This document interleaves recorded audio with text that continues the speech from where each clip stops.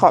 რაც შეეხება ახლა მარსის ნიშნის ცვლილებას, ხო, ეს მარსი არის ბრძოლის პლანეტა, რა თქმა უნდა, მიზნების მიღწევის და ახლა ვერტში რო შევა, რაღაცა ბობოქარი ენერგიები შემოვა და ყველას მოგვინდება, რომ დავკავდეთ სპორტის, დაუშვათ, გავაქტიურდეთ, გავიდეთ სახლიდან. აი, სხვა შორის ამინდებზეც იმოქმედებს ეს, იმიტომ რომ ენერგიის ხარჯვა, ხო? ენერგიის ხარჯვა მოგვინდება, იმიტომ რომ მოზღვავება იქნება და შესაბამისად, რაღაცა კონფლიქტებში რო არ გადავიდეს, შემდგომში ეს მოზღვავებული ენერგია ძალიან კარგია სპორტი, ვარჯიში, თუნდაც ფეხით სიარული, ეს როგორც მენტალური ჯანმრთელობისთვის კარგია, ასევე ენერგეტიკულადაც ამ ენერგიების სუბლიმირება მოხდება დადებითად, ხო?